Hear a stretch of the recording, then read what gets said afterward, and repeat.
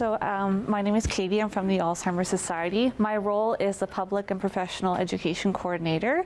So I've done a couple of these presentations throughout the city, and we're trying to reach regionally as well. The presentation I brought today just kind of goes through an overview of what dementia is, the common types that you might see out and about, and then also warning signs to look out for, and then communication strategies. And then of course our programs and services at the very end. So thank you again for joining me today, and we'll get started. My clicker. So at the Society, we're really trying to rebuild on our programs and expand them, expand our reach, expand our awareness that we're here to help.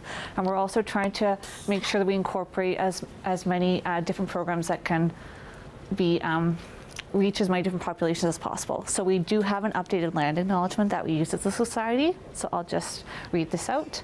This land on which we gather is originally known as the Anepki-Wekwadong, is the traditional territory of the Fort William First Nation, signatory to the Robinson Superior Treaty in 1850. This land is the traditional land of the Anishinaabe. The Alzheimer Society of Thunder Bay is committed to health equity and acknowledges the diverse history of the First Nations, Métis, and Inuit peoples in Canada, and we accept our responsibility of improving access to inclusive and respectful care. So as I kind of mentioned before, today we're going to talk about a couple different things. I'm going to give you an overview of what is dementia, like I said, the common types. There's those 10 warning signs. Also, we're going to look at risk factors for dementia, and what we're going to talk about with that is modifiable risk factors. So we're really trying to put emphasis on whole life health and things that somebody can do to maybe a preventative measure for receiving a diagnosis. And then, of course, helpful resources and Alzheimer's Society programs and services. Okay, I wanted to include this slide. It's a little kind of question you can think about internally about what you did this morning, and I will explain in a few seconds. So just think about your morning routine that you had today. So who here had coffee? Raise your hand. So keep your hand up, keep your hand up. Who had coffee? Keep it up. Who made it with a Keurig or a Tassimo? Put your hand down. Oh, if you did. Put your hand down if you did. Who bought it at like a Starbucks, Tim Hortons? Put your hand down. Who made it in a traditional coffee pot? Hand down, hand down. Okay, so what I was trying to demonstrate there is think about something as simple as that kind of question with somebody that has a diagnosis. That can become really complicated, because if we think about our whole brain function with memory, but even with a diagnosis, with our memory, we're able to remember the steps of the activity. So how to use the Keurig, how to make coffee in a traditional coffee pot, how many scoops to add, where to find the Tim Hortons or the Starbucks. So that ties in with our memory. There's also recognizing sensory information. So recognizing what the coffee pot looks like, what it is, things like that. Also judgment, how did you decide if you think about what you wore this morning? How did you decide what you're going to wear? How did you decide what layers to put on first? So all of these aspects of our mind and memory can be deeply affected when somebody receives this diagnosis. So I always like to put a little perspective slide at the start to really get us thinking about how it affects people with this diagnosis and what we can do to help make these steps and make everyday life easier and inclusive for everybody. Whoop. Oh, that way. Okay, so here are some most updated statistics that we have when we're talking about why learn about dementia, why is this important. So currently, as of 2024 last year, persons in Canada that were living with dementia was up to 733,000 individuals, and that number is expected to shoot up all the way over 1 million by 2050, which isn't that far away. So it keeps going up. And with persons with dementia in Ontario, somewhere where we are, there was over 300,000 plus individuals living with a diagnosis as of last year, and that's going to go all the way up to 750,000 individuals, it's expected, by 2050. And unfortunately, there are still no medications that provide a cure. So looking at these ginormous numbers, again, just emphasizing why it's so important that we're here to spread information, spread resources, and encourage people to learn on their own about this disease and preventive measures and why it's so important. Whoops. Okay, love this slide. So this is, I call it our dementia umbrella slide. So if you hear the term dementia, think about that as an umbrella encompassing term for diseases that affect the brain and cause changes over time. And with dementia, there is 4 most common types that you will see. We're going to talk about those. So there's Alzheimer's disease. That accounts for the most of diagnosed cases, so 60 to 80%. There's vascular dementia. That's around 20% of diagnosed cases. Lewy body dementia, so that's more like 5 to 15%. And then frontal temporal dementia, that's 2 to 5%. Anyone familiar with these? I see some nods. Yeah. So we're just going to touch on each of them a little bit. So Alzheimer's disease is the most common type, and this infographic here. So if we think about the brain, the damage for this type starts right in our hippocampus, and that's the part of our brain where we have our memories, where memories are stored. So it's no wonder that the first symptom of this type is often memory loss, that short-term memory loss. Then there's vascular dementia. So with this type, it can present with multiple mini strokes in the brain, and depending where those strokes occur in our brain will affect the cognitive loss. So it can be very different depending on what that person's dealing with and where it occurred, and or damage from the strokes can build up over time and cause more cognitive loss in the person with that type. Then we have Lewy body dementia. So with this type of dementia, people will actually have symptoms that are very similar to Parkinson's disease. So you're going to have rigidity of muscles, stooped posture, maybe a stooped walk, accompanied with symptoms of Alzheimer's, so that memory loss piece. And then there's frontotemporal dementia. I'll say about this type, this is very, very common to be a young onset diagnosis. So people under the age of 65 can receive this diagnosis. And it affects the frontal and temporal lobes of our brain. And if you research into what activity is in there, it's so much of who we are as a person. It's our personality, it's our movements, it's our emotions. So it's no wonder this type can be very, very devastating for some people because of how it affects the whole person. My one science slide, I call it. So, looking at this slide, what brain do you think is the healthy brain and what is the unhealthy brain? There are different angles. Are they? They might not be. Aren't they? I think they tried their best. Well, I'll explain why it might look like it's at a different angle. So yes, if everyone can over there, can you see okay over there? Perfect. So this is the healthy brain. It's nice and big and puffy. Everything looks great. This brain is actually taken from someone that had advanced Alzheimer's disease. So if you compare the two images, the brain with this diagnosis can actually shrink up to 2/3 of its size. So if you put your fists together, that's the size of a healthy adult human brain. Imagine this shrinking. So if we see in there, it has lost its puffiness, there's gaps. So I like to include this slide because it gives us kind of that X-ray vision of maybe why we might see changes in somebody. The brain actually is affected. Okay, so encompassing all of that, it's always important to remember that all true dementias are progressive. So the symptoms will increase over time. You're not going to see a reversal of it. It's going to go up. It can vary depending on the type that we discuss. The type's diagnosis, there can be different levels of increase, but they will always increase with symptoms. It is degenerative, so unfortunately the brain cells do die and they are unable to repair that damage. And it is, like I said, still unfortunately irreversible. The damage that's done cannot be repaired. So you're going to see a steady upkeep of symptoms in people. Okay, we're going to talk a little bit about the 10 warning signs. And what these are symptoms you can see in somebody where it might give you what I call a little red flag to kind of look out for, keep an eye on, and think, oh, maybe this person might be heading towards a diagnosis. But with these, we can also talk about what is healthy aging, because there is a difference between healthy aging and dementia. Just because you're 70 years old doesn't mean you're going to get it. So we'll just kind of distinguish those two. So the first is changes in mood and personality and behavior. And with this, it's going to be something drastic from baseline. So if you think about your family, Me personally, my father is very introverted. He's a homebody, as we call him. He likes to be at his desk, watching YouTube, all those things. So if all of a sudden I got a phone call from my father saying, oh my God, I'm so excited, Katie, I'm planning a party on Friday and all these people are gonna come over. I think, oh my God, that's a little bit different. So an example of a drastic change in personality. Problems with language. So with this, you're going to see things like what we refer to as word salad. So somebody might be trying to say a sentence, it comes out all jumbled. People might make up words in place of words where they can't retrieve it in the brain. And they might also have trouble understanding your oral language to them.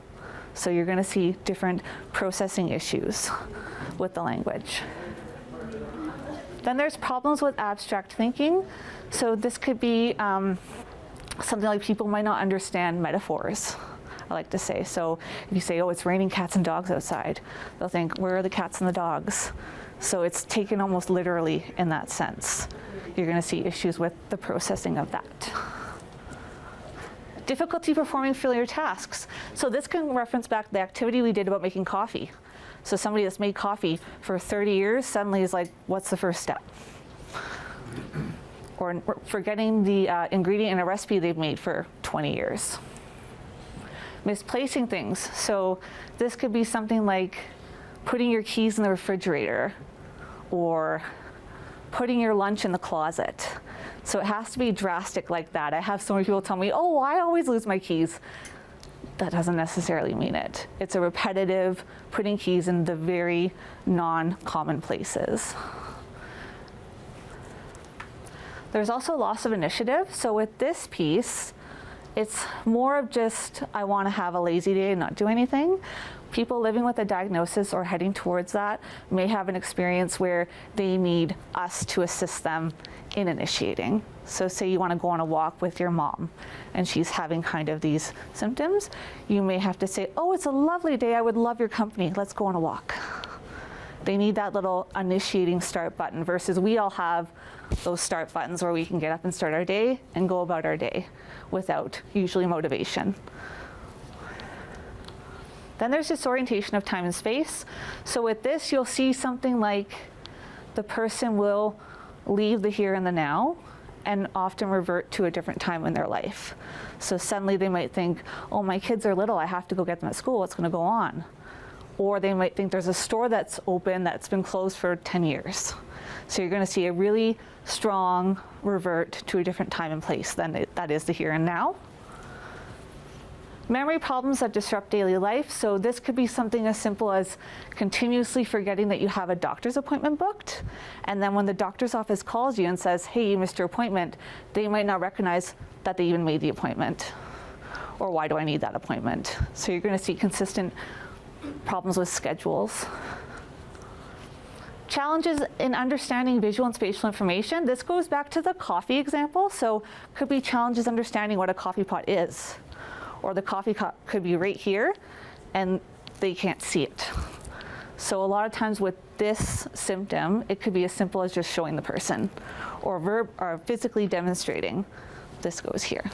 But a lot of times people will have very challenging issues with visual and spatial. Same with if you think about being in an office space, if you had like a black mat, somebody might think that's a hole I'm gonna fall in. I can't walk over that carpet. Things like that. And impaired judgment. So this could also be something to do with if somebody that's managed their checkbook all their life and suddenly they're having issues with the numbers, or even using a banking machine, you might see that as well. Okay, so we're gonna jump into those modifiable risk factors I was talking about, and I've got non-modifiable and modifiable. So with these three pairing here, these are risk factors that we don't really have control over, right? So things like our age.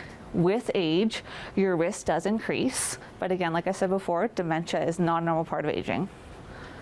Also, our sex assigned at birth. It is noted in research that 61% are women that receive a diagnosis, and that has to do with many factors, our biology, hormones, also the fact that women tend to live longer than men. So we exist longer in that risk factor age group. And then genetics. So there is a very small piece where less than 5% can have a familial autosomal Alzheimer's disease, and that's if the parents have a gene, the child's likelihood goes up. But again, it's very, very small. Okay, so with modifiable risk factors, I love this because these are all instances throughout our life that we can have a positive change on that can help our risk factors go down.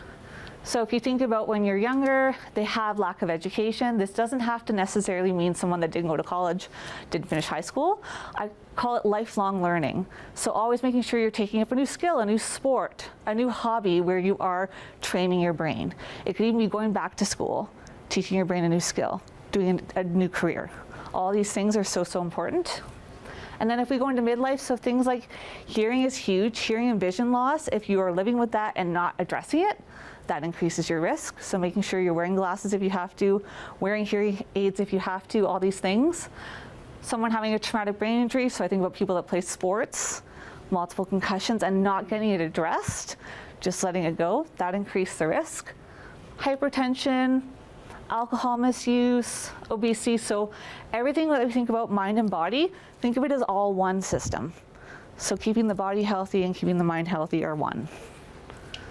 And then if we go later in life, so thinking more seniors, the risk factors could be things like smoking, depression, social isolation is another big one. Physical activity, there is some research around air pollution, so it could be where you are in the world, if you're a really high polluted city. And then diabetes. But like I said before, all of these things, as long as you are keeping in check with them with your doctor, you know your body, you're trying things that will assist, you're taking medication properly, it can all reduce your risk. Just how the little blip at the bottom there says, eliminating these risk factors can reduce your prevalence by up to 40%. It's huge. So just keeping mind and body healthy. Okay, I want to just cover a little bit more about that communication piece and how dementia affects communication. So we talked about the verbal, so going back and forth. Someone might suddenly have trouble understanding your verbal language and processing that and giving an answer back. They could also have trouble with written language. So it could be an English writer their whole life and suddenly I don't know how to put this sentence together. And also reading written language can be an issue. And then at the end, I put that little social aspect. So people will also have issues with social skills, understanding social prompts, what's appropriate, what's not appropriate, that can all get misconstrued. So just other things to watch out for and be aware of. And then on that communication piece, I like this just as a reminder. It may seem commonplace, but it's just a good rethink that most of our communication happens non-verbally. So your voice, verbal, accounts for 7%, the words you say. Nonverbal is 55%. So what we do, our posture, our facial expressions is massive. And paraverbal, how we sound, is also pretty high, so 38%. And when communicating with somebody that has this diagnosis or possibly has this diagnosis, you always want to make sure your verbal and nonverbal match. Because people that go later into this disease, they retain the nonverbal longer. So that can be a helpful way for somebody to understand what you're trying to communicate to them. So just little reminders. So I put enhanced communication. How can we do this? You can reduce distraction. Always make sure you're making eye contact, getting that person's attention. Use short, simple sentences. This is a big one. Have patience. Allow the person time to respond. Someone might need 5 minutes, someone might need 10 minutes, doesn't matter. And speak slowly and clearly using a comforting tone of voice. I always say put yourself in their shoes. This is just, everybody would want somebody to be kind, approachable, and patient. Offer appropriate help. So if you are in a situation where someone might need assistance, approach openly and friendly from the front is usually ideal. Ask how you can help. Avoid making assumptions. So this can go back to that piece of, we want to meet someone where they are. So say you had a woman who was distressed about her kids. You encountered her, she's looking for maybe her home that she had when she was 30 and she had little kids. You can meet her where they are by just asking about her kids and then working a way to getting her help if she is lost or if she is confused or in a different state. But that's an example of just meeting them where they're at in their reality is always best. And offer a simple choice and provide clear instructions.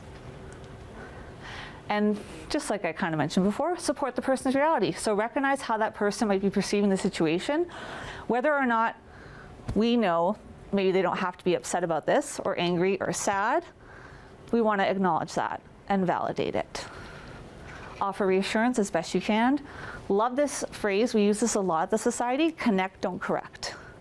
Connect and don't say opposite of what they're feeling. And observe the person's actions and body language. So again, going back to how we communicate, observing that nonverbal and the verbal together.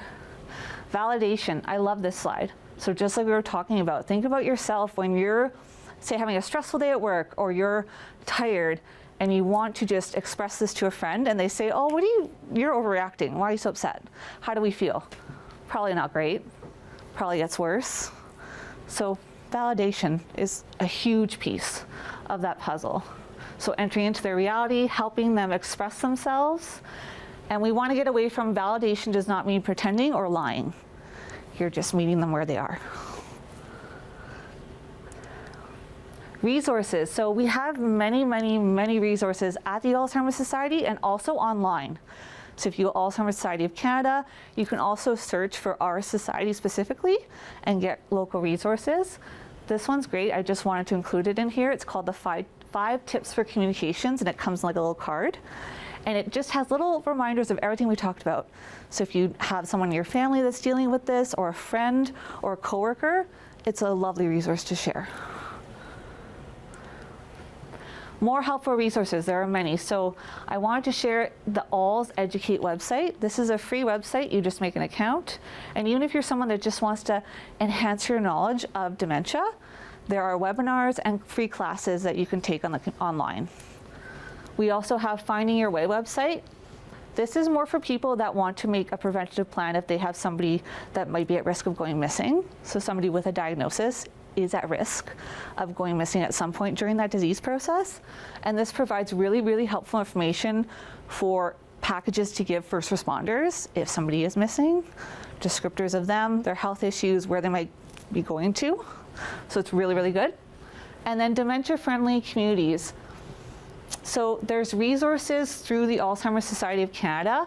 There's also education that I've given about this, and it's all about how to make a community dementia friendly. So it could be about your home, it could be about making the workplace dementia friendly. It goes through everything from the furniture to how to communicate with somebody and how to make them feel reassured.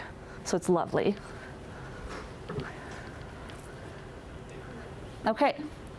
And I have a little bit about our current programs and services that we have at the Society. So we do have many. One of them is called the First Link program. So once someone becomes a client of ours, it can either be a care partner or a person with dementia. So even if you're supporting somebody, you can be a client and receive resources. And we have individual and family support for those individuals. We also have the education program, so that's my piece. I go out and deliver different education on various topics related to dementia and also brain health and body health, preventative measures. There's also Minds in Motion. So again, once they're a client of ours, that's a program that we run 3 times a year for 8 weeks, and it's lovely. It's an hour of exercise and an hour of socialization. So we do seated exercises and we do socializing, games, painting, dancing, everything, and families really, really appreciate it. Way to connect. We also have an activation program, so we have a PSW employee that provides at-home social engagement with people in their home setting. And then there's, of course, marketing and awareness and fundraising. And I've put our annual Walk for Alzheimer's. That will be on Saturday, May 24th. And Brandy will talk a little bit more about that coming up soon. And thank you so much for joining and listening.